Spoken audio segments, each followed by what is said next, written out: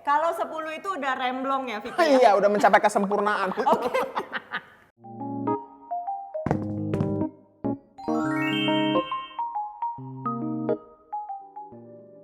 Hai Overcomer, apa kabar? Kita berdoa semuanya di dalam keadaan sehat-sehat saja. Amin. Perkenalkan, saya Vicky Julius, salah satu Friends Leader dari Overcomer Church. Dan saya Novit, saya member dari Overcomer Church. Nah, pada kesempatan ini kami berdua mau sharing tentang pengalaman kami mengenai memilih teman dan juga pergaulan yang pernah kami berdua alami. Betul sekali, seperti yang sudah kita share di sosial media, sudah masuk beberapa pertanyaan mengenai pergaulan. Jadi hari ini kita akan bahas dan kita akan kesaksian sedikit ya. Bener banget. Silakan Novit. Oke, kita ambil pertanyaannya. Iya. Oke. Wow. Oke, deg-degan banget ini pertanyaannya. Oke, Vicky. Yes. Pergaulan yang pernah kamu jalanin itu sebebas apa sih? Waduh. Nah mungkin kalau kita jabarin Iya. panjang sekali ya. Iya, nggak cukup ini videonya ya. Harus bikin di YouTube kita. Oke, kita menjabarkan Iya. dengan skala. Jadi Oke. dari skala 1 sampai dengan 10, Wow. sebebas apa itu? Oke, kalau di skalain 1 sampai 10, 8. Wow, oke 8 dari Iya, 10 betul. ya. Oke, kalau 10 itu udah remblong ya Vicky? Ya? Iya, udah mencapai kesempurnaan. Oke. Nah, dengan kamu memilih pergaulan atau pernah menjalani pergaulan seperti itu, apa sih dampak yang kamu rasakan di luar dari rumah Tuhan berarti ya itu ya? Yes, benar. Karena pergaulannya cukup bebas ya. Iya. Oke, kalau misalnya berbicara soal dampak, itu pasti balik lagi ke diriku lagi. Karena pada saat itu, pada saat pergaulan yang dulu yang pernah saya alamin, saya cuma memikirkan hari ini aja. Jadi aku tuh nggak pernah mikirin apa purpose Tuhan nextnya untuk hidupku. Wow. It is what it is, apa yang terjadi hari ini ya pergaulannya hari ini aja, udah selesai begitu. Ya benar sih, aku juga pernah ngalamin di mana dulu itu prinsip Ya. hidup aku itu YOLO banget. Wow. Gila YOLO ya, maksudnya you only live once Ya. gitu. Jadi aku hidup tuh bener-bener apapun hajar dulu aja hari ini. Karena dengan dalih ya kita hidup cuma sekali. Iya. Jadi aku tuh punya sejuta alasan buat cari fun di mana-mana. Betul sekali. Betul. Berarti lebih suka untuk bergaul di luar daripada di dalam rumah ya. Iya benar. Pada saat itu ya kan, Benar. karena tanpa dipungkiri ya, saya ini berasal dari keluarga yang broken home. Jadi menurut saya di luar rumah itu lebih fun dan lebih menyenangkan daripada Betul. di dalam rumah. Betul, sama banget. Oke, kita ambil lagi ya pertanyaan yang selanjutnya. Yes. Nah, Vicky, kamu dulu udah jalanin pergaulan yang bebas. Nah, kalau untuk sekarang, pergaulan yang ideal menurut kamu tuh gimana sih? Aku sih udah nggak perlu mikir panjang. Buatku pergaulan ideal untuk sekarang ini adalah pergaulan yang membawa kita kepada purpose Tuhan. Which means pergaulan bersama dengan godly people di dalam rumah Tuhan. Wow, dengan godly people di rumah Tuhan. Yes. Oke, menarik banget ya. Soalnya aku pengen tahu sih persepsi kamu tuh kata orang nih. Ini kata Oke. orang ya. Kalau temenan sama godly people atau sama orang-orang di dalam gereja, Yes. itu kesannya tuh banyak aturan gitu. Kesannya tuh kaku banget gitu. Sedangkan kalau kita temenan sama orang-orang ya di luar itu mereka tuh bisa lebih open minded, lebih katanya sih lebih menerima kita apa Oke. adanya gitu. Oke, katanya ya, balik lagi katanya. Katanya. Kalau menurut saya sendiri, nah ini dia, Pastor Bay itu pernah bilang bagus sekali. Di dalam rumah Tuhan itu sama seperti kita sedang di dalam kerajaan, the kingdom of God. Betul. Jadi di dalam sebuah kerajaan nggak mungkin nggak ada aturan. Betul. Nggak mungkin kita Betul. hidup sesuka dengan kita. Karena kita ini adalah anak-anak kerajaan. Bener banget. That's why kita diatur dan diajar sedemikian rupa. Wow. Kalau menurut kamu sendiri, gimana persepsi orang yang seperti itu? Oke, kalau menurut aku sebenarnya gini, ini based on pengalaman aku dulu ya, Yes. bahwa nggak salah sih katanya orang tuh kata-katanya memang nggak salah, bahwa mungkin dulu tuh aku merasa teman-teman di luaran ya lebih fun, lebih all out, lebih ya mendukung kita apapun ya. Pernah ya dengar kata-kata Iya, itu? pernah. Lu Bahkan mau mereka ngapain bisa aja? bayarin kita banyak hal. Ya Itu kan? dia. Nah, bahkan ya kita sering dengar mereka akan support kita apapun keputusan kita gitu. Seakan-akan itu baik gitu. Yes. Nah, tapi memang aku merasa dulu itu ada sesuatu yang menarik aku mundur sih. Oke. Jadi aku nggak tahu ya, aku pernah mengalami hal seperti ini. Senin sampai Jumat aku mencari fun. Jadi jam 4 belum pulang kerja udah mulai chat sana sini. Lo kemana habis ini? Kemana? Buat ini aja biar nggak pulang gitu. Oh, oke. Nah itu Senin sampai Jumat. Lalu pas Sabtu dan Minggu aku baru mulai terlibat dalam pelayanan juga gitu loh. Jadi aku berasa pada saat itu setengah-setengah jadinya. Waduh. Setengah-setengah buat melayani Tuhan, ya kan? Yang pasti setengah-setengah all out, bukan setengah-setengah, all out banget ke teman-teman. Ke dunia juga. Itu aku pernah alamin. Dan rasa-rasanya tuh kita mau jalan maju. Rasa-rasanya tiap pastor udah preaching, rasa-rasanya kita kayak mau maju aja gitu. Tapi ketemu hari Senin lagi, ya udah kita ditarik mundur lagi. Oke. Itu apa yang aku dulu pernah rasain sih. Tapi ternyata itu sama sekali nggak membangun.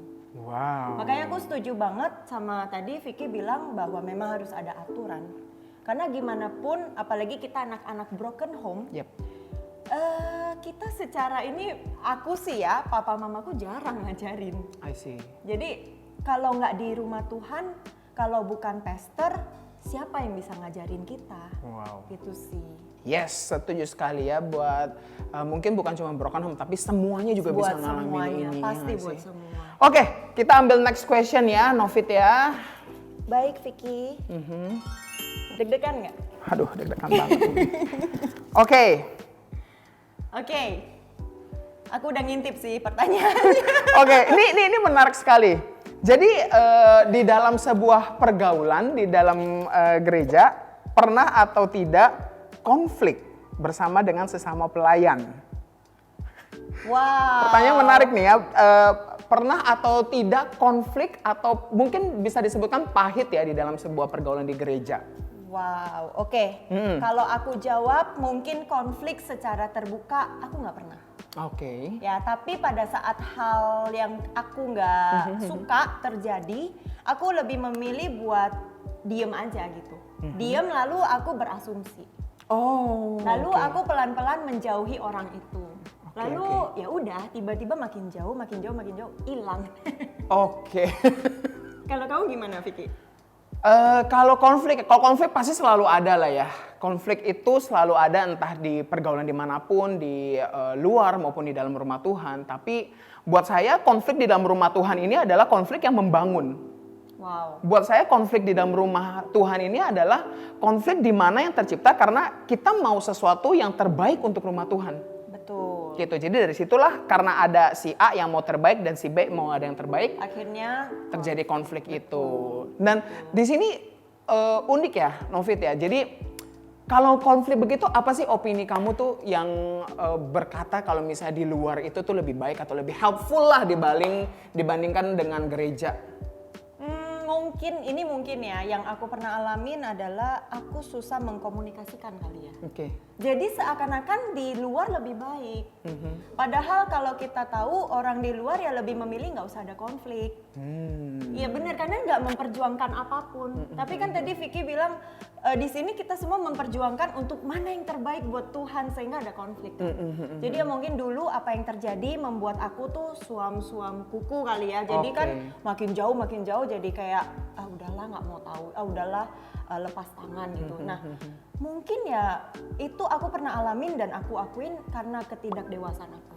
Wow. Karena aku juga nggak jago untuk mengkomunikasikan itu. Yes. Gitu. Berarti balik lagi ya, konflik itu pasti akan selalu ada. Tapi yang membuat itu semua baik adalah respon hati kita. Ya kan, Pastor Barry sering banget bilang. Oke, next question.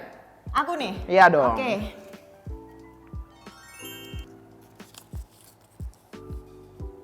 Oke.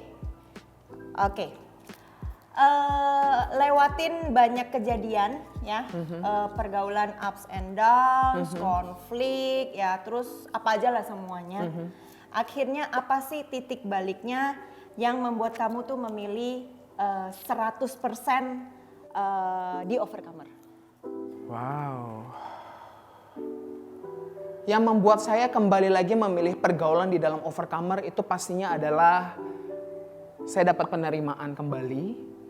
Saya dapat ngerti apa yang namanya kasih. Wow. Nah, saya sudah tadi ya stage 8 di dalam pergaulan bersama dengan dunia. Satu pun saya nggak pernah dapat yang namanya penerimaan dan kasih. Wow. Tapi saya bisa dapatnya itu di dalam pergaulan Overcomer. Nah, itulah titik di mana membuat saya tuh tahu bahwa Overcomer itu adalah sebuah journey dan sebuah perjalanan yang nggak bisa kita dapetin dari luar. Bener, setuju banget sih aku. Kalau kamu sendiri? Kalau aku hampir sama sih. Yes. Tapi peranan leader ya, peranan leader, pastor itu di hidup aku yang sebenarnya mereka tahu hidupku berantakan gitu. Ya, tapi pada akhirnya balik lagi kata penerimaan itu real, tanpa judgement, tanpa apapun. Para leader dan juga Pastor Barry menawarkan kembali gitu kesempatan yang baru untuk ayo mau nggak 100% kita lari lagi buat Tuhan. Dan aku rasa itu adalah titik balik aku benar-benar Merubah pergaulannya. ya merubah itu benar-benar 100% aku tuh ya dulu kita tahu ya Ki ya ngomong tuh nggak dijaga apa nggak dijaga kelakuan semua nggak dijaga tapi pada saat itu kasih karunia itu datang ke kita tiba-tiba hidup kita somehow ada yang ngerubah aja gitu loh ya nggak sih yes jadi Gitu. balik lagi ya tentang penerimaan dan kasih betul itu yang bikin kita itu sama-sama mau punya pergaulan di dalam rumah Tuhan. betul dan akhirnya kita decide untuk 100% buat Overcomer. Yes. Next question ya. Next question. Oke. Ini masih question. ada berapa puluh ribu pertanyaan? 47.000 terakhir kita masuk ya. Oke, next question. Oh, ini menarik juga. Luar biasa ya pertanyaan-pertanyaan itu berat-berat semua ya. Oke, ini menarik pertanyaan impact mengenai impact apa yang ada saat kita memilih pergaulan untuk hidup nggak setengah-setengah di dalam rumah Tuhan. Wow, yang paling jelas kelihatan pastinya life changing. Ya. Itu yang paling jelas kelihatan. Lalu kalau untuk nextnya adalah saya belum pernah ngerasain encounter dengan Tuhan. Wow. Pribadi lepas pribadi, seril sekarang ini. Dalam waktu saat teduh saya itu benar-benar aku bisa ngerasain hadirat Tuhan tuh beneran nyata. Kayak atmosfer tuh clear aja semua. Iya. Aku nggak tahu itu datangnya dari mana, tapi pada saat aku memilih untuk cut semua pergaulan yang sudah lalu, tiba-tiba ini semua terjadi. Gitu. Wow. Tiba-tiba Tuhan begitu nyata. Tiba-tiba aku bisa dengar dengan clear suara pemimpinku. Wow. Suaranya Roh Kudus maunya apa? Tiba-tiba itu semua jadi clear. Gitu. Yes. Kalau kamu ngerasanya gimana Ki? Nggak jauh dari sana, yang impact yang paling besar yang aku rasain hari ini adalah aku tuh tahu Tuhan tuh punya purpose apa di dalam hidupku. Wow. Di dalam seorang Vicky ini tuh Tuhan bisa punya banyak sekali karya yang bisa dia tahu hanya lewat pergaulan, hanya lewat aku ganti dan aku tuh tahu bahwa Overcomer itu ya sebuah tempat di mana aku tahu purpose Tuhan itu apa, bukan cuma sekedar gereja, tapi sekarang tuh aku menjadi tahu dan bisa mendengar suara Roh Kudus dengan clear, mendengar suara pemimpin dengan clear dan itu kan satu-satunya jalan supaya kita tahu purpose kita ke depan itu apa. Betul, setuju banget. Kita berdua kayaknya sepakat ya bahwa detik kita mengkat apa yang bukan dari Tuhan, Tuhan bisa langsung bekerja ya. Yes. Padahal dari hal sesimpel pergaulan aja, sesimpel milih temen aja. Betul. Dan tiba-tiba Tuhan bisa bekerja lebih even lebih luar biasa. Yes, betul. Masih ada ya, masih ada. nih. Satu lagi ya, satu terakhir saja ya. Oke, satu oke, terakhir. satu Oke, terakhir. silakan Oke, Novit, aku satu ya. terakhir. Aduh, makin deep ya kita. Ya. Oke, pas banget nih. Ini pertanyaan terakhir. Oke. Vicky, kamu sudah melewati banyak ya. Kamu pernah menyesal nggak menjalani pergaulan yang seperti itu dan akhirnya jadi sekarang? Kamu pernah menyesal nggak sih? Gitu? Oke. Saya tidak pernah menyesal. Jangan dihujat dulu netizen, sebentar ya. Kenapa saya tidak pernah menyesal? Sebab saya tahu dalam kasih karunia Tuhan, Tuhan membiarkan saya lewatin pergaulan seperti dulu untuk menjadi sebuah kesaksian hari ini. Dan saya bisa duduk di tempat ini karena Tuhan mengizinkan hal yang dulu itu terjadi. So, proudly saya bisa bilang, saya tidak menyesal karena saya bisa menjadikan hidup saya sebuah kesaksian hidup. Wow, amazing. Kalau Novit sendiri? Kalau aku, kalau dibilang menyesal ya enggak. Tapi kalau aku tahu hari ini Tuhan mau pakai hidupku seperti ini, ya mungkin aku nggak mau sih menjalani kehidupan lamaku, menjalani pergaulan yang lamaku yang seperti itu. Ya kalau aku tahu ternyata seindah ini ya panggilan Tuhan di hidupku gitu. Ya mungkin aku memilih nggak mau menjalani itu, Ki. Sia-sia ya. Jadi Aku setelah buang waktu. setelah ini kita tuh tahu kalau pergaulan yang seperti itu sia-sia karena pada saat pergaulan seperti itu kita bisa ngomongin segala sesuatu. Semua. Dan lebih berbahaya kita bisa ngomongin siapapun. Betul. Nah itu sia-sia sekali ya. But kita tidak menyesal karena kita menjadi kesaksian hari ini. Ya. Oke, thank you so much Pastor Berry sudah memberikan kesempatan untuk kita sharing hari ini. Dan juga terima kasih untuk para leader dan headson yang sudah memberikan kita kesempatan hari ini. Yes, thank you so much Overcomer Church. Saya Overcomer dan saya bersaksi.